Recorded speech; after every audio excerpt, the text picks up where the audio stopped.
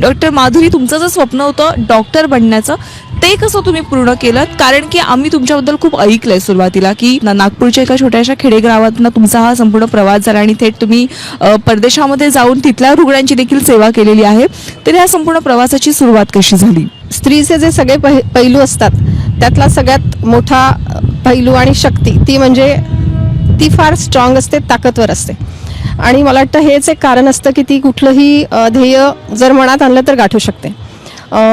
हेच एक आहे. आणि मी खूप लहान असतानापासून मला माझ्या मनात हेच होतं की मी डॉक्टर व्हावं आणि तसं माझ्या आईवडिलांनी मला प्रोत्साहन दिलं आणि त्यांनी माझ्यासाठी ते खेडेगाव सोडून एका शहरात आलेत आणि मी मुलगी असूनही त्यांनी मुलीला एज्युकेट केलं, शिक्षित केलं.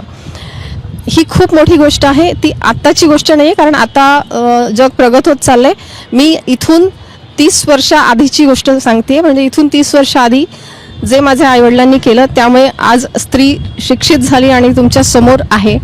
तर कठीण काहीच नाही. मी 3 वर्षाची असेल तेव्हा मी जेव्हा फॅमिली डॉक्टरकडे जायची तेव्हा मला माझे टॉईज खेळणी म्हणजे ते त्यांचं ॲप्रन, त्यांचं स्टेथोस्कोप आणि ते इंजेक्शन्स. तर मला आठवत नाही की मी डॉक्टरशिवाय काही कधी बनू शकले असते. तिथून माझा प्रवास सुरू झाला. मग खेडेगावातनं शहरामध्ये बसनी प्रवास करून, म्हणजे मी तेव्हा 6वीत होते, तिथून प्रवास करून मग नंतरचा प्रवास नागपूर आणि मग Sevagram, Mahatma Gandhi institute of medical science. म्हणजे मी डॉक्टर बनले हे देशाचं माझ्यावर ऋण आहे. आणि मी एकही पुस्तक विकत न घेता डॉक्टर बनले. कॉलेजच्या लायब्ररीमधनं अभ्यास करून मी डॉक्टर बनले आणि पहिल्या इंटर्नशिपच्या स्टायफंडमध्ये मी पुस्तकं विकत घेतली. तसा तो प्रवास. आणि तुम्ही बोलल्याप्रमाणे भारतात हो डॉक्टर बनून परदेशात जाऊन माझा देश मला बोलवत होता आणि मी परत इथेच आहे. सो मी 15 वर्ष बाहेर काढून परत मायदेशी येऊन मला जे देशाने डॉक्टर बनवलं ते मला परतफेड करायची होती म्हणून मी इथे आले.